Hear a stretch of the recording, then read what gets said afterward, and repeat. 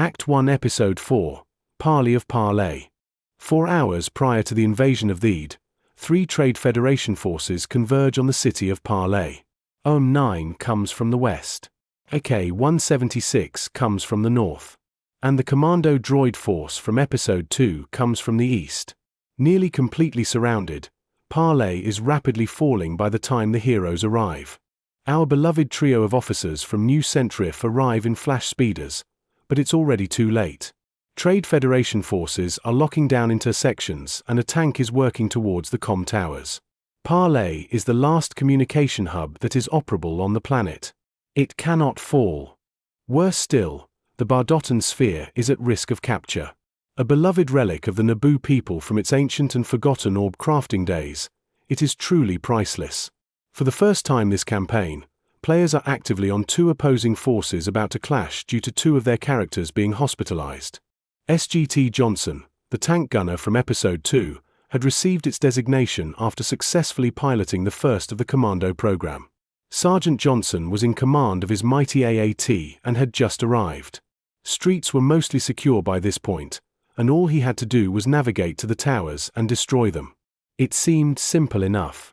Naturally, he immediately encountered a pile of wrecked vehicles at the first intersection watched over by a destroyer droid. He decided plowing through was the most prudent choice. He rammed through the wreckage, taking a small amount of damage from one of the vehicles as it burst into flames, but he made it through and began trundling menacingly down the street. On the other flank, the droid commander from Episode 2, CMORT-17T3E5, was organizing the infantry.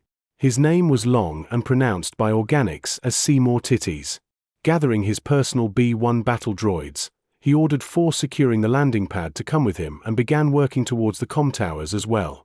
As the Trade Federation made its first push with vulnerable support units, the anti-spice commandos rolled in on their heavily armed flash speeders. Each one piloted their own speeder taken from a patrol station on their way here, accompanied by an NPC gunner. Their mission: save the Bardotan sphere and impede the Trade Federation as much as possible. Parrlay was already considered a lost cause, and the city was on the verge of surrender. They came in low and fast, dodging over debris. Immediately, they spotted a squad of 3 Staps holding to pursue any runners. All 3 crept in with the speeders, and fired. Immediately, the dice went wonky. Parrlay rolled a 1, toppling one of the 4 comm towers.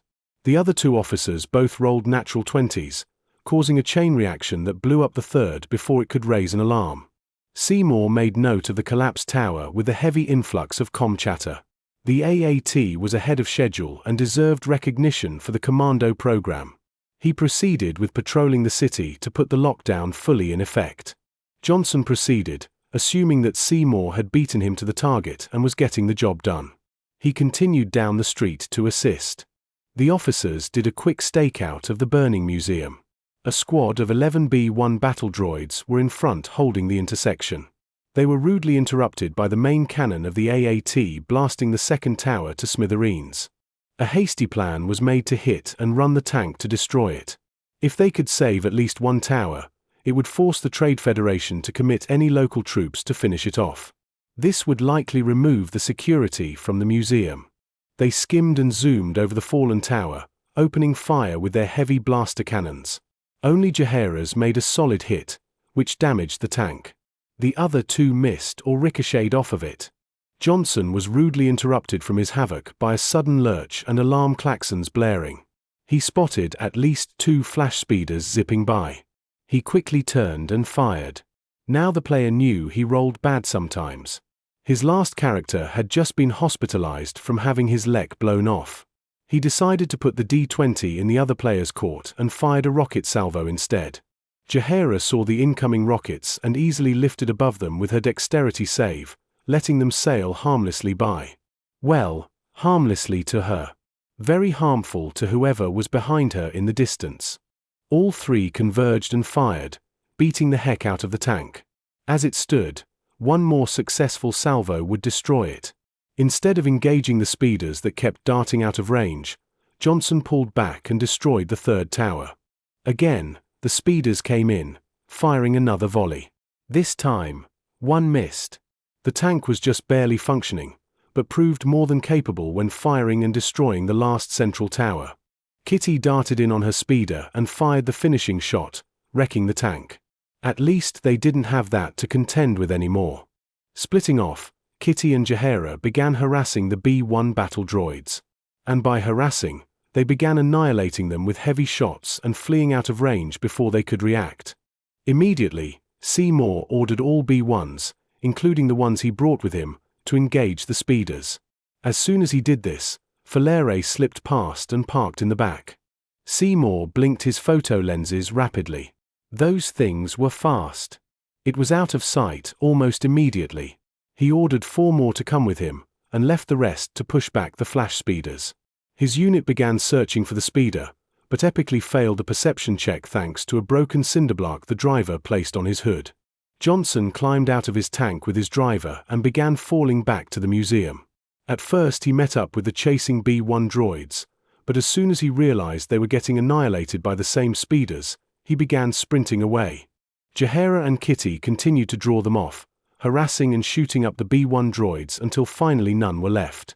While they were doing this, Seymour failed to spot the flash speeder again, finally spotting it from mere feet away. It gave one of his droids a complimentary cannon hole and then took off, leading them away from the museum. Eager for a chance to push it out of town and be done with it, Seymour pursued. While the distraction was happening, Parrlay was working her way to the Bardotan sphere.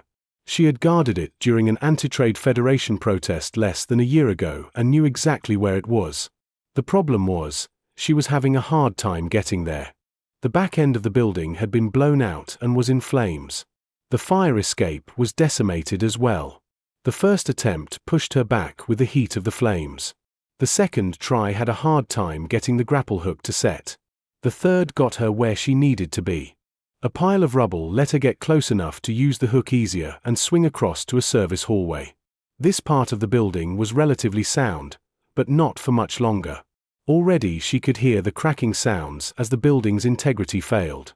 She quickly scurried up to the Bardotan sphere and was pleasantly surprised that she remembered the security code to open it without sounding the alarm. She made a mental note to write someone a ticket for negligence, pulled it free, and then called for a ride. Hers had been badly shot up and was well out of town at this point. Some militia on foot got the call, but were unable to provide any real assistance. A few moments later, Kitty and Jaheira were able to pull up. Parrlay did a perfect natural 20 athletics, jumping and sliding directly into the back seat while the 3 volunteers that didn't directly help joined. As the officers raced off, they failed to notice Johnson hiding in the burning museum, who in turn failed to notice the flash speeders come and go. Eventually, he linked up with Seymour Titties and they finished securing the city. Parlay had fallen. Thede would have no warning that an entire droid army was descending upon them in just a few hours. Players on both sides were able to secure their objectives.